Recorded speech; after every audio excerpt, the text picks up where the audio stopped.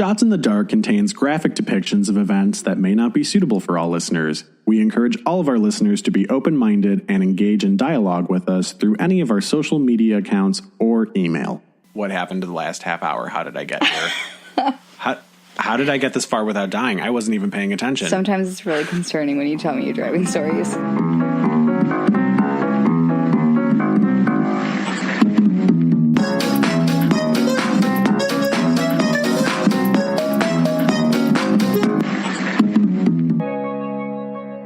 Hi, and welcome to Shots in the Dark. This is Ty. And I'm Whitney. I don't like starting. See what happens when we switch it up, guys? Everything gets all messed up. So you're going to tell me a story about that true crime and stuff. Well, I will tell you a story, but I feel like we have some business to attend to first, primarily getting this shot in our face holes. Okay, so as always, anything you've got in your hand except for water, because it's bad luck. Cheers us with your sandwich or your breakfast. Hopefully it's not cereal. I had an exit at 8 cereal while driving, and it was much more nightmarish than me eating with the chopsticks. Yeah, that sounds really horrifying. Yeah, it was terrible. Yeah. Like, it reminded me of Always Sunny. Dennis was driving while eating cereal, and it, like, splattered all over his car. Do you remember that? Yeah, I do.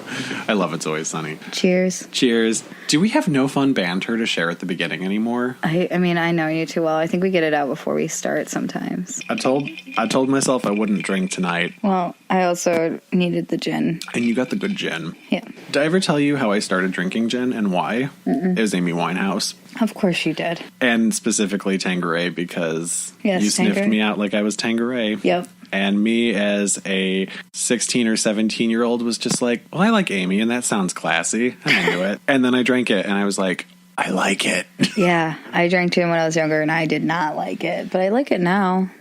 Which I think is so funny because you remember and I like whiskey now, which I didn't used to. And you used to send me that song every once in a while. Yep, whiskey and gin. Yeah. Dance Hall Crashes, look that shit up. Is it story time? It is story time. So I had mentioned to you earlier this evening when we were in the car together that I feel like 95% sure that you're already pretty familiar with this particular case because it's local and it's a big deal in the Chicagoland area. Okay. So today we are going to talk about the murder of the Grimes sisters. Okay. All right. Yeah. From Chicago. Yes. Yep. Like I said, you are familiar. Very familiar. Have not done research on it. Barbara Jean Grimes was born May 5th, 1941, and her sister Patricia Kathleen Grimes was born December 31st, 1943. The two sisters lived with their family in McKinley Park on the south side of Chicago. At the time of their murders, Barbara was 15 years old and Patricia was 13. So, like a lot of teenagers, the girls had their celebrity crushes. They were both super into Elvis Presley, which I'm just going to be honest, makes a lot of sense. Yeah, Elvis the Pelvis. He was dreamy AF. Yeah. Especially, like, you've seen him in his military uniform. Yes, I have. Yeah. Oh, I love Foxy. Who was your celebrity crush when you were a kid? Trini from the Power Rangers. I fucking knew it. I knew you were going to say that. I mean, I already when did I was know. Little, I already though? did know it. Yeah, she's hanging. I have that yellow Power Ranger hanging in your my car. Yeah. Thanks, Elena. Who didn't know? To be fair, none of my family knew for a long time, but Trini from the Power Rangers, and then we'll say admired. I admired a lot of people. I admired Madonna in A League of Their Own because, of course, she's gorgeous in it. I feel like for me, when I was a kid, my celebrity crush was Paul Rudd. Okay. And let's be honest. He looks the same. He still is my celebrity crush. Okay. And now I want to watch Clueless really bad. I mean, he still looks the same, so. He's like Missy Elliott. He's aging in reverse. Missy Elliott, she was my second. But I admired her, right? Because I, like, wasn't gay or whatever, but. The age game is strong. Dude, she put that thing down, flipped it, and reversed it. Dude, she did, and she's foxy as hell. Antonio Banderas was definitely one. Okay, I can see that. From Interview, probably. Mm-hmm. So anyways, back to murder. The sisters had already seen Elvis's film Love Me Tender 14 times, and on December 17th, 1956, they headed to a theater in Chicago's Brighton Park neighborhood to see it again. Right. Can you imagine, if you didn't have access to movies, could you imagine having to go and see it 14, 15, 16 times? I know. I can't bring myself to go to the movies now. I'm like, whatever, it'll be on TV soon. If the first Bridget Jones' Diary was back in theaters, I'd probably go see it 14 times. Can't handle that movie. You and Carolyn. Barbara and Patricia left their house sometime around 7:30 p.m. that evening. Their mother, Loretta Grimes, thought they might stay for the double feature and kind of expected them to be out late. When midnight rolled around and the girls were still not back at the house, she started to get really worried about them. Of course. Two of the girls' older siblings had headed over to the bus stop so that they could wait for their sisters because they too were growing concerned. So they hung around the bus stop until about 2 a.m., and that's kind of when they knew that something was definitely wrong. They should have been back a long time ago, and it's now 2 a.m. Right. And they're two young girls. They're 15 and 13. Right. There's no way. Especially in that particular time period. That's crazy. Yeah. So naturally, it becomes pretty obvious that the Grimes family needs to get the police involved at this point. And as it turns out, they find out that a girl named Dorothy Weinert, who was a friend of Patricia's, had also been in the theater that evening. She said that she not only remembered seeing them at the theater during the film, but that she had actually sat directly behind Barbara and Patricia. She only stayed for the first film. She said that she did recall, however, seeing the sisters at the concession stand when she was leaving, and they were seemingly having a good time, and they were laughing, and everything seemed very normal. They're seeing their super hot, crushy town, and then they're just getting some snackles, going back in to watch a Snackle Town again. Little did she know that that evening would be a one-way ticket to Heartbreak Hotel. I hate you. I'm really pleased with myself for making that up on the spot, I'm going to be honest. I'm not super mad at you, but I am feeling a little Dateline right now. They don't drink during their program, so... So this case actually turns out to be one of the largest citywide hunts in Chicago history. Yep. Police and civilians were all combing the streets looking for the girls. Neighboring towns and counties also began offering their resources to help find them. As the days went on, though, it started to look pretty bleak, and the authorities became desperate to find out who had taken them or where they had gone. So this is where shit starts to get a little bit goofy. All of a sudden, because this was such a big deal, all of these stories start popping up in the media where people are claiming to have sighted the sisters, and not even just in or around Chicago. There were sightings reported from as far away as Tennessee, which then snowballed into this whole story about how Barbara and Patricia had planned this whole thing out so that they could run away and they could meet Elvis in Nashville. Mass hysteria, like, it just... I've seen them. I know where they are. They were at my house the other day. And you're like, what? How? You live in California. What are you doing? Literally couldn't have gotten there. Well, what's interesting to me is that so many people were buying this story. Elvis must have bought into it a little bit, too, because he found it necessary to address the situation in a very public way on the radio. And he made a statement in which he basically was pleading with the girls, wherever they may be, to just return home to their family. In cases like that, if they loved him so much that if they were on the run, they would have been like, all right, Elvis done told us some words.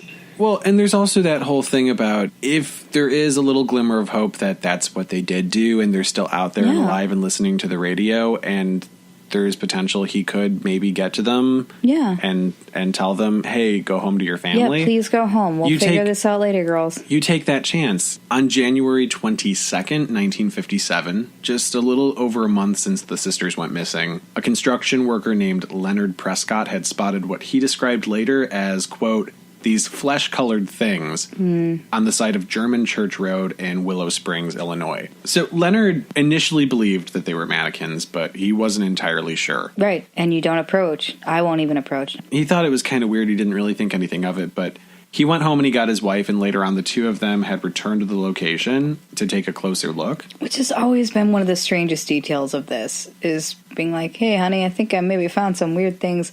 Would you like to come see with me? It's weird. So they get there, they take a closer look, and this is the point in which his wife has apparently fainted because they both realize that they have found the nude frozen bodies of two girls who turn out to be the Grimes sisters. Right. So at 1:30 p.m., the Willow Springs Police Department learned of the discovery. They immediately deduced that the sisters had probably been on the side of the road since the snowfall 2 weeks prior. Their bodies were found on a patch of snow-covered ground directly behind a 10-foot-long guardrail, Barbara Grimes was lying on her left side with her legs drawn slightly upward towards her torso. Patricia Grimes was lying on her back with her body covering Barbara's head. Her own head was turned sharply to the right. According to some sources, Barbara's body had 3 wounds on her chest from what is believed to have been an ice pick or something similar to that. Patricia's face and body were also covered in bruises, suggesting that she was beaten at some point. Both of their faces, however, were damaged and picked over by animals in the area in the amount of time that they had been laying there. Joseph Grimes was able to positively identify the bodies as being his daughters. Could you imagine? Could you imagine looking at your children that have not only been missing, but also frozen, but also picked over by animals? Could you imagine looking at their bodies? No, it's horrifying. And anytime I hear these stories about people having to go and identify their loved ones, especially their children, it's so awful, and I get real upset about it. It's awful. I mean, especially with this, because everybody was like looking for them for so long, and I feel like when there's no body and somebody's just missing, you're trying to like hold out some sort of faith that maybe they're still alive and they're still out there, and that's the moment that it's shattered. Right. So after he had identified his daughters, the crime scene was then trampled through by over 160 different officers from multiple different suburban Chicago police departments, along with numerous people who were volunteers. Right, which is great in a crime scene. Exactly. So unfortunately, they were not able to find any real evidence at the crime scene, and this investigation has been heavily scrutinized over the years for allowing untrained individuals into a crime scene where they most likely would have contaminated or damaged evidence that could have been helpful to the case. Right, but also when they're pulling up like, well, you should have done it like this, it's coming from a modern perspective, where at the time it was just like, help.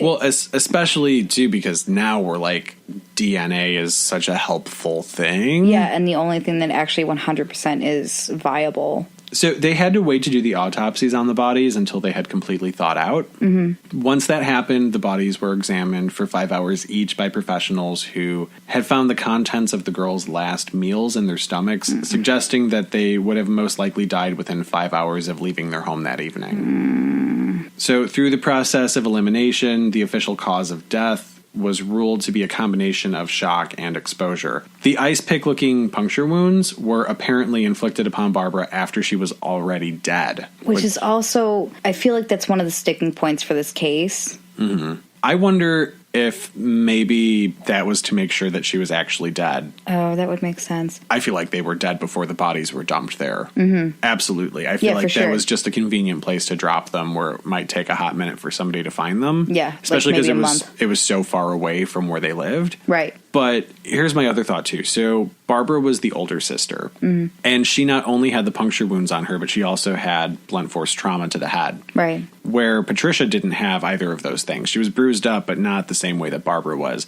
I wonder maybe if Barbara had really put up a fight and was more of a struggle to kill. And then after the fact, it was like, well, let's just make sure she's dead because she was a fighter. And that's pure speculation, but that's, I don't know, that's kind of like where my brain goes with it. Because it was just so much more aggressive with Barbara. Right. So no fatal wounds were discovered on their bodies that they could identify as being wounds that had killed them. The toxicology reports also showed that neither of the sisters had been drinking or were drugged. Although they did discover semen in Barbara after taking a vaginal swab. So there was definitely some kind of sexual intercourse that happened. They were obviously not able to tell whether it was consensual or not, but my personal opinion is that it probably was not. Yeah, I would assume not. It's like, I hate that there was a question about whether it was consensual or not, because for me, this whole thing just screams horror. Yeah. You know? Also, like, let's be fair, that's a question now. Yeah. Even with proof. Several suspects were taken into custody and questioned, the most publicized of which was Edward Lee Bedwell. He had actually confessed to killing the Grimes sisters, but there wasn't any evidence to back this up, and he did end up recanting it later. Right. Barbara and Patricia's funeral was held on January 28th, 1957 at St. Maurice Church. The sisters were in white closed caskets, each casket topped with a photograph of the girl. Which was pretty common at the time. Especially if you've been decaying for a little while and also you are bruised. And the two of them were laid to rest at Holy Sepulchre Catholic Cemetery. I've been there. That place is supposed to be haunted too. Shock. I mean, cemetery in Chicago. But loads of dead people, yeah. Shock. So, though the disappearance and murder of the Grimes sisters went cold years ago, author and former criminal investigator Ray Johnson believes that he knows who did it. According to Johnson, a similar incident, the murder of Bonnie Lee Scott, took place in Addison, Illinois, about a year after the murders of the Grimes sisters. Bonnie Lee Scott was killed at the